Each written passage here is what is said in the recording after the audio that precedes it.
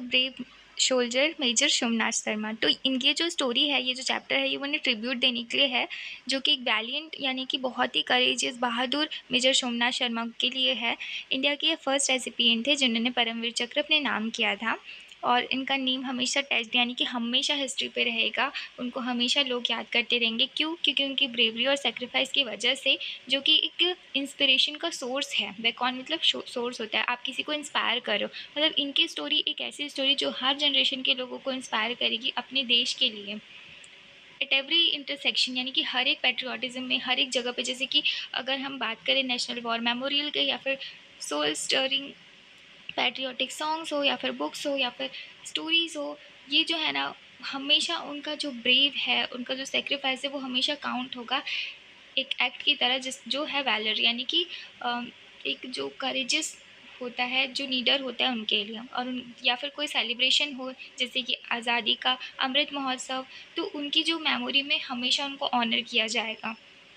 Major Somnath Sharma जो है वो एक लेगेसी है करेज का, और उनका जो डिवोशन था नेशन के लिए, वो हमेशा लाइव रहने वाला है, हमेशा।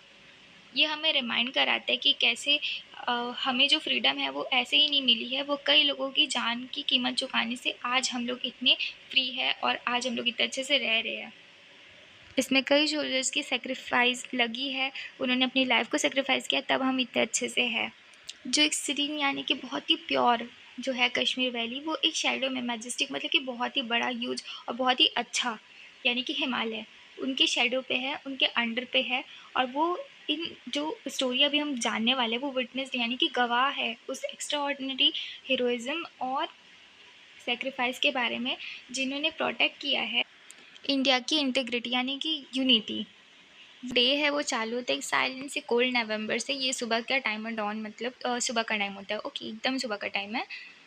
लेकिन ये एंड होता है बहुत ही बड़े इको ऑफ करेज से, मतलब कि इतनी यानी कि आप किसी पहाड़ पे जाते होंगे तो फिर वो बहुत ज़्यादा गूंजता नहीं है।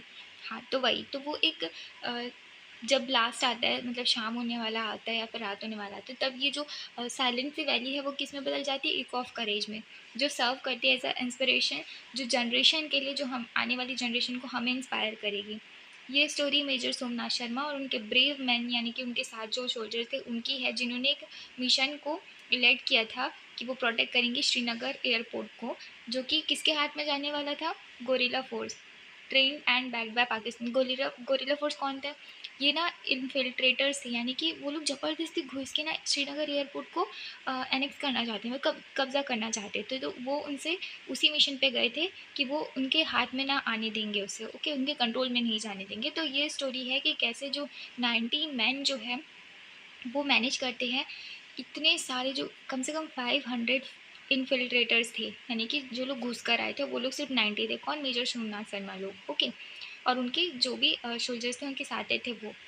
और ये जो गोरिल्ला फोर्स है वो चाहती थी कि वो कैप्चर करेगी श्रीनगर को, कश्मीर वैली को, और वहाँ पे एक बड़ा सा झटका देगी। जो अभी अभी अपनी इंडिपेंडेंस पाई है ब्रिटिश लोग से, उनको वो झटका देना चाहती थी, क्योंकि ये समय है 1947 का।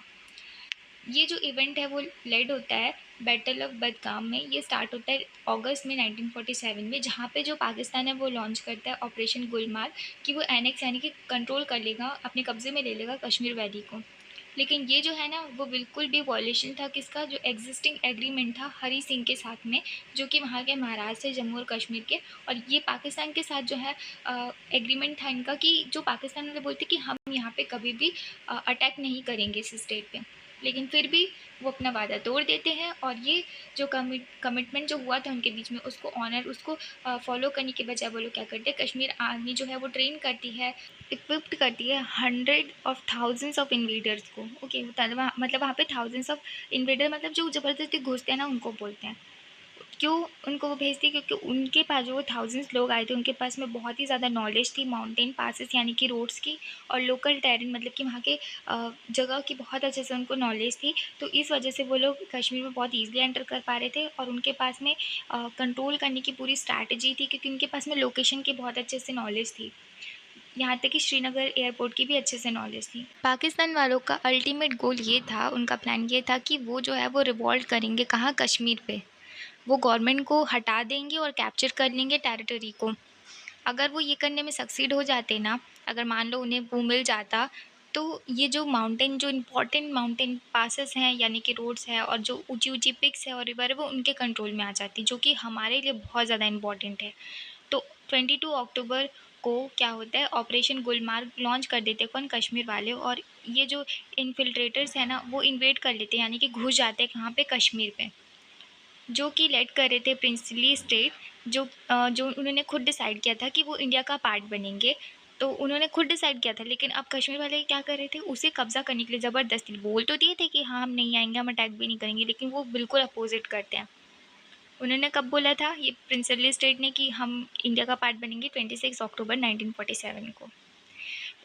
इस रिस्पॉन्स में जो इन्वेजन का हुआ था, उसमें गवर्नमेंट ऑफ इंडिया क्या करती है, वो अपने ट्रूप्स यानी कि अपनी आर्मी को भेजती है कश्मीर को डिफेंड करने के लिए, यानी कि उसको बचाने के लिए इंडिया के बॉर्डर पे 27 अक्टूबर 1947 पे। और ये जो ट्रूप्स हैं ना, उन्हें पोस्ट किया जाता है जम्मू कश्मीर में एयरलिफ्ट के थ्रू, यानी कि वो हेलीकॉप्टर वगैरह से श्रीनगर तक जा रहे थे। अब क्योंकि जो लैंड रूट्स है पठानकोट से, वो उतनी अच्छी कंडीशन में नहीं था, इसलिए वो एयरलिफ्ट से जाते थे।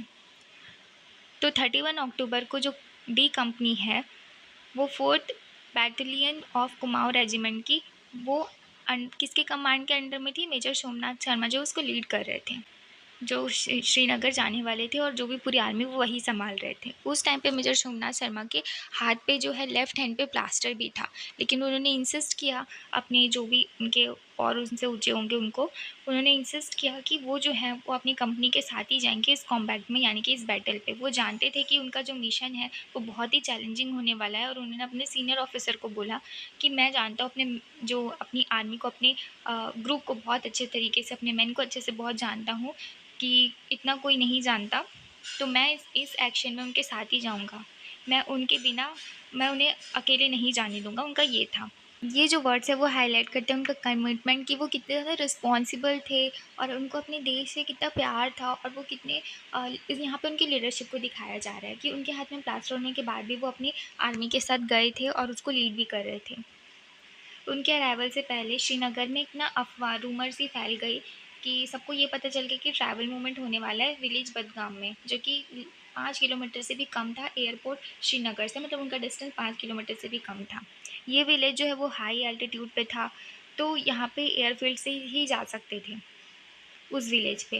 तो ये बहुत ज़्यादा इम्पॉर्टेंट था उस फ़ोर्स के लिए कि वो अपना कंट्रोल जमा पाए, मतलब सोमनाथ शर्मा की फ़ोर्स के लिए कि वो अपना कंट्रोल जमा पाए उस एरिया में, ताकि ट्रूप्स को आसानी से भेजा जा सके और जो सप्लाइज़ है वो भी अच्छे से हो पाए, मतलब जो भी उनको ज़रूरत पड़ रही होगी। लेकिन ये सब के बाद भी जो एनिमी है ना, उन्होंने अराइव करना चालू कर दिया था बडगाम में। वो एक स्मॉल ग्रुप में जा रहे थे ताकि उनको कोई पहचान ना पाए, उनके मूवमेंट को कोई डिटेक्ट मत कर पाए। 3 नवंबर 1947 को क्या होता है, कुछ कंपनीज जो होती है including major Somnath Sharma, D company के थे वो, ये लोग चले गए थे वहाँ पे पेट्रोल करने के लिए और एसेस यानी कि देखने के लिए कोई डेंजरस चीज़ तो नहीं है या फिर विलेज के अराउंड में क्या हो रहा है। उस पूरे दिन में जो वैली है वो बहुत ही एयरली, यानी कि बहुत ही, मतलब एक अजीब सी चुप्पी थी वहाँ पे, बहुत ही साइलेंस था सब कुछ। और कम से कम दोपहर के पास आसपास में जो कंपनियों को ऑर्डर किया गया कि वो वापस आ जाएंगे एक के बाद एक। तो कंपनी डी में जो 90 सोल्जर्स बच जाते हैं वो लास्ट होते हैं, बाकी लोग चले गए होते हैं, और वो लोगों को कम से कम 2 बजे तक वापस पहुंच जाना था। लेकिन जो एनिमी है ट्राइबल, यहाँ पे एनिमी कौन है, वो गोरिल्ला इन्वेडर्स, ओके, वो किसके कमांड के अंडर में थे, पाकिस्तान आर्मी के। वो देखते हैं कि जो एक जो स्मॉल ग्रुप है इंडियन सोल्जर्स की, वो पीछे ही रह गई है बदगाम में, तो वो अटैक कर देते हैं उनके ऊपर पे।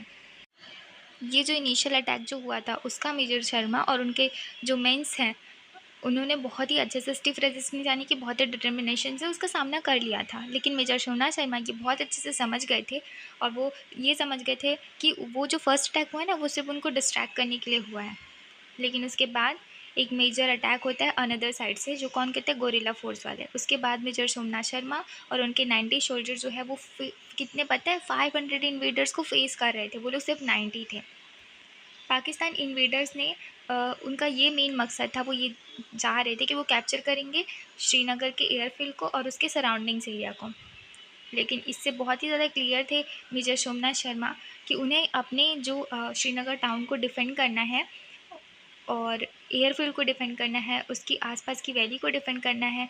उनको पता था कि बहुत ही ज़्यादा डिफ़िकल्ट होने वाला है, जब तक वो और भी ज़्यादा रेनफोर्समेंट मतलब कि और भी ज़्यादा फ़ोर्स नहीं आ जाती उनके पास, लेकिन तब तक उन्हें ही सब कुछ करना पड़ेगा और ये बहुत डिफ़िकल्ट होने वाला है।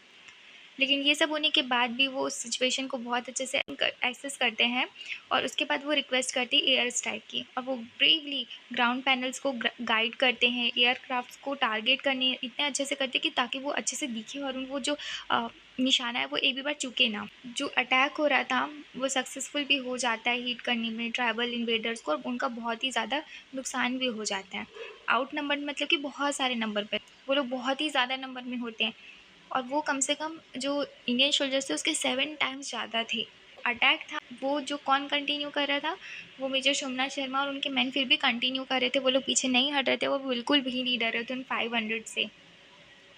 वो इतने ज़्यादा आउट नंबर थे, फिर भी वो लोग जो है डेवास्टेटिंग फायरिंग कर रहे थे, मतलब बहुत ही भयंकर वाली फायरिंग वहाँ पे चल रही थी, और मेजर सोमनाथ शर्मा और उनके मैन फिर भी बहुत रेजोल्यूट मतलब कि बहुत डिटर्मिनेशन वहाँ पे खड़े थे, बिल्कुल भी डर नहीं रहे थे, और वो बहुत ही अच्छे से ब्रेवरी से वहाँ पे उनका सामना कर रहे थे। एयर पूरी तरीके से ऐसे मतलब वहाँ का जो एनवायरनमेंट होता है वो इतने तरीके से पूरे साउंड से भर गया था, किसके गन फायर से और जो बैटल वहाँ पे हो रही थी उससे, लेकिन फिर भी जो मेजर सोमनाथ शर्मा की वॉइस है वो उन सारे जो कि उस जो डिस्टर्बेंस वाली आवाज़ होती है उससे बहुत ही अलग थी। उनके वॉइस में करेज था, उनके जो मेन थे वो उनको वो एनकरेज कर रहे थे, इंस्पायर कर रहे थे कि वो फायर करेंगे विद टेनेसिटी, यानी कि मतलब बहुत ही डिटर्मिनेशन से, और वैलर यानी कि बहुत करेज से। वो इतना सब कुछ होने के बाद भी वो अपने जो सोल्जर्स होते हैं उनको बहुत ज़्यादा इंस्पायर करते हैं, उनको करेज का सहारा बनते हैं, मतलब वो इतना करेज से भरे हुए होते हैं, वो अपने सोल्जर्स को भी देते हैं। इसके बाद जो है बहुत सारी कैजुअलिटीज़ यानी कि बहुत सारी ऐसी चीज़ें होती हैं जो नहीं होनी चाहिए थी। बहुत सारे जो लोगों की मौत हो जाती है जो उनके शोल्डर्स होते हैं, और बहुत सारे जो शोल्डर्स होते हैं उनको बहुत सारी इंजरीज़ आई हुई होती है। लेकिन फिर भी मेजर सोमनाथ शर्मा यहाँ पे डिस्प्ले करते हैं अनपैरेलल्ड ब्रेवरी, यानी कि उनकी जो ब्रेवरी थी ना वो अनमैच्ड थी। वो इतने ज़्यादा करेज से भरे पड़े थे। ओके, वो बहुत ही फियरलेसली मूव कर रहे थे पूरे बैटल फील्ड पे, सबको डायरेक्शन दे रहे थे कि कहाँ पे फायर करना है, फील कर रहे थे मैगजीन्स को। ये जो होती है ना वो एक कंटेनर होता है जिसमें कार्ट्रिजेज यानी कि सब चीज़ें होती है, जिसमें गन में के लिए एक्चुअली वो यूज़ होता है फाइट करने के लिए। वो एनकरेज कर रहे थे अपने मैन को, उस ग्राउंड पे वो खड़े हुए थे और वो सबको बिना डरे डायरेक्शन दे रहे थे। वो इतने सारे थे फिर भी वो सबको बहुत अच्छे से हिम्मत दे रहे थे और खुद भी हिम्मत से भरा काम कर रहे थे।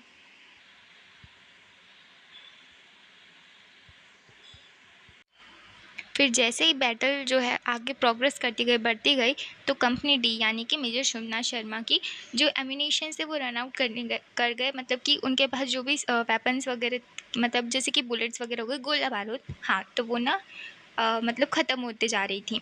तो मेजर सोमनाथ शर्मा ने इन्फॉर्म किया अपने ब्रिगेड हेडक्वार्टर में, जहाँ पे इसके बारे में उन्होंने बताया कि हम मतलब हमारे पास चीज़ें ख़त्म होने वाली है। तो जो उनके जो हेडक्वार्टर के थे ना, उन्होंने बोला कि तुम अब वापस आ जाओ। लेकिन वो जितनी इंटेंसिटी को समझ रहे थे सिचुएशन की, वो रिस्पॉन्स करते अपने वर्ड से कि एनिमी हमसे सिर्फ 50 यार्ड से दूर हैं, और हम लोग बहुत ही मतलब कम लोग हैं उनके कंपैरिजन में, और हमारे अंदर डेवास्टेटिंग फायरिंग हो रही है, मतलब कि हर तरफ से उनके तरफ में फायरिंग हो रही थी। तो मैं इसे विड्रॉ नहीं करूँगा, मैं इसे पीछे नहीं हटूँगा 1 इंच भी, और मैं अपने लास्ट मैन से लास्ट राउंड तक भी लड़ते ही रहूँगा, वो ऐसे बोलते हैं। उसके जस्ट फ्यू मिनट्स बाद क्या होता है, जब वो क्राउच करते हैं ट्रेंच में, मतलब कि वो ना नीज़ पे बैठ जाते हैं, और फिर वो मशीन में गन ऑपरेटर को हेल्प करते हैं, मशीन गन ऑपरेटर को हेल्प करने के लिए जाते हैं वो। फिर उनके पोजीशन पे ना कोई मोटर शेल जो होता है ना वो आके उनको हिट कर लेता है, वो वहीं पे ख़त्म हो जाता है अनफॉर्चुनेटली। लेकिन उनके ख़त्म हो जाने के बाद भी जो उनकी आर्मी रहती है वो बहुत ओवरवेल्म हो जाती है, मतलब उनके ऊपर में इतने सारे लोग थे। अब जानते हो ना, अब उनका लीडर ही ख़त्म हो गया, लेकिन फिर भी वो लोग बहुत अच्छे से बहुत ब्रेवली एनिमी को फेस करते हैं। जो हीरोइक एक्शन था लेट मेजर सोमनाथ शर्मा का, वो उनके मेंस को मोटिवेट करता है कि वो अपने पोजीशन को होल्ड करके रखेंगे, मतलब वहीं पे खड़े रहेंगे और डट कर सामना करेंगे। तो वो लोग 6 आवर्स तक, इतने ज़्यादा लोग थे, इतनी एनिमी की जो पॉपुलेशन थी वो इतनी ज़्यादा थी, फिर भी उसके बाद भी ना वो लोग 6 आवर तक रहते हैं, जब तक उनकी आर्मी ख़त्म नहीं हो जाती, और उनके मतलब उनकी एनिमी जो मतलब वो उनको मार नहीं देते। जो उनका ब्रेव रेजिस्टेंस था ना वो प्रोवाइड कर रहा था टाइम, ताकि वहाँ पे जल्दी से रेनफोर्समेंट आ जाएगी। तो इंक्लूडिंग फ्लाइंग सोल्जर्स भी वहाँ पे आते हैं पंजाब रेजिमेंट के श्रीनगर पे, और जो हीरोइक डेट्स थे मेजर शोभनाथ शर्मा के, और उनके मैन थरली डीमोटिवेट कर देते एनिमीज़ को, जिससे क्या होता है वो इतने कम नंबर में होने के बाद भी जो 300 से ज़्यादा लोग थे, और 300 लोग थे, वो लोग इंजर्ड हो जाते हैं या फिर वो ख़त्म हो जाते हैं। और बहुत सारे सिग्निफिकेंस वे में जो कंपनी डी ने सेक्रीफाइस किया है, और उन मेजर शोभनाथ शर्मा जो उनके लीडर थे, उन्होंने सेक्रीफाइस किया ताकि वो श्रीनगर को इंडिया के लिए सेव कर पाएंगे। जो 4 कुमाऊँ बैटलियन था, award battle of honour Srinagar को मिला गया था। मेजर शोभनाथ शर्मा जिन्होंने अपनी लाइफ दे दी नेशन के लिए, वो सिर्फ 24 ईयर्स के थे, ठीक है। और ये जो एक्ट है वो कॉन्स्पिक्यूअस था, मतलब ब्रेवरी का, मतलब इतनी ज़्यादा ब्रेवरी, इतनी मतलब बहुत ही यूनिक ब्रेवरी थी उस टाइम पे, इतने कम उम्र में होने के बाद भी वो इतने ज़्यादा अपने देश के लिए इतना प्यार रखते थे। तो मेजर सोमनाथ शर्मा को फिर उसके लिए अवार्ड भी दिया गया, परमवीर चक्र साइटेशन मतलब अवार्ड। तो ये अवार्ड उनको दिया जा रहा था उनके हीरोइज़्म को रिफ्लेक्ट करने के लिए, पैट्रियोटिज़म था और इतना ज़्यादा करेज था उनके अंदर में। वो पहले ऐसे रेसिपिएंट बने थे पीवीसी को लेने वाले, लेकिन ये उनको पोस्ट्यूमसली, मतलब कि उनके ख़त्म हो जाने के बाद ही उन्हें दिया गया था फॉर गैलेंट्री और सुप्रीम सेक्रीफाइस के लिए जो उन्होंने हमारी कंट्री के लिए दिया। हमने मेजर शोभनाथ शर्मा के बारे में बहुत कुछ जान लिया कि कैसे 3 नवंबर 1947 का इवेंट हुआ था, लेकिन उनके बारे में, उनके अर्ली लाइफ के बारे में जानना भी उतना ही वर्थ होगा।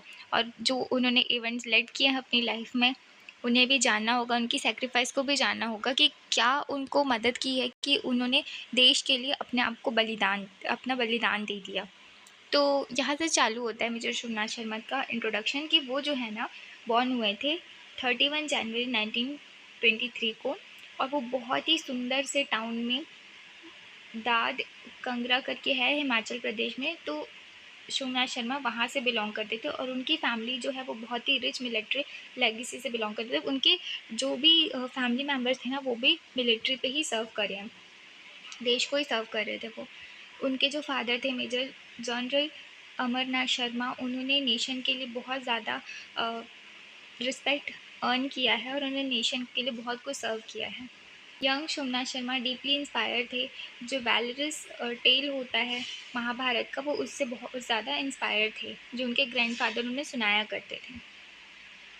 उनकी अर्ली एजुकेशन शेरवुड कॉलेज से हुई थी, जो कि नैनीताल में है, और उनकी रिग्रेस ट्रेनिंग जो हुई थी वो रॉयल मिलिट्री कॉलेज से हुई थी संद्रुस्ट से, जहाँ पे मेजर सोमनाथ शर्मा की लाइफ जो है एक टेस्टमेंट है, मतलब कि वो दिखाती है, एक प्रूफ है, एविडेंस है कि वो दिखाती है कि वो उनकी लाइफ कितनी ज़्यादा डिसिप्लिन और डेडिकेशन से भरी हुई थी। फिर उनको 8th बैटलियन हैदराबाद रेजिमेंट 1942 में, जहाँ पे वो सर्व करते हैं डिस्टिंक्ट तरीके से ड्यूरिंग वर्ल्ड वॉर सेकेंड में, और उनका जो कैंपेन था वो था अराकन बुर्मा में। वो जब सर्व करते हैं ना वर्ल्ड वॉर 2 में, तो वो अर्न करते एक mention and dispatch for his bravery, मतलब कि जी ये ऑफिशियल रिपोर्ट है मिलिट्री अफेयर्स का, जिसमें उन्हें वहाँ पे मेंशन किया गया था। लेकिन सबसे ज़्यादा जो है लेगेसी अपने नाम की थी, वो थी इंडो पाकिस्तान वॉर की, जो कि 1947 से 1948, अभी हमने उसका देखा। पर्टिकुलरली जो बैटल ऑफ बदगाम था, वहाँ से उन्होंने ये लेगेसी अपने नाम की थी, और वो मतलब हमें ट्रूली इंस्पायर करते, और वहाँ से वो बहुत ज़्यादा स्ट्रेंथ गेन किए थे, और उनकी लाइफ जो बहुत अलग तरीके से शेप हुई थी, क्योंकि उन्होंने वहाँ पे अपने आप को सेक्रीफाइस किया था नेशन के लिए। जो मेजर शिवनाथ शर्मा की लाइफ है, सेक्रीफाइस है, वो हमें दिखाती है उनके कितने हाईएस्ट आदर्श थे ड्यूटी, ऑनर और पैट्रियोटिज्म में।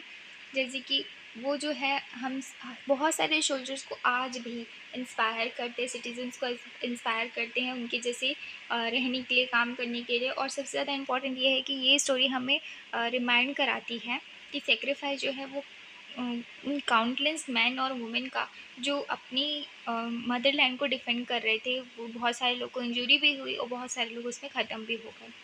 ये हाईलाइट करता है कि ये कितना डीप सेंस दिखाता है जो अपनी ड्यूटी के प्रति होता है किसी को, ये हमें इंस्पायर करता है। ये स्टोरी मेजर शिवनाथ शर्मा की। ये जो क्वाइट से कश्मीर वैली है ना, जहाँ पे कुछ देर पहले एक एगो चल रही थी कंपनी डी की बैटल किसके साथ में, इनफिल्ट्रेटर्स के साथ में, वो अब धीरे धीरे करके फेड यानी कि शांत होती जा रही थी। जो स्टोरी है मेजर शिवनाथ शर्मा की, अभी भी बेकॉन ऑफ करेज और सेक्रीफाइसिंग यानी कि शाइन है उनके करेज और सेक्रीफाइस पे।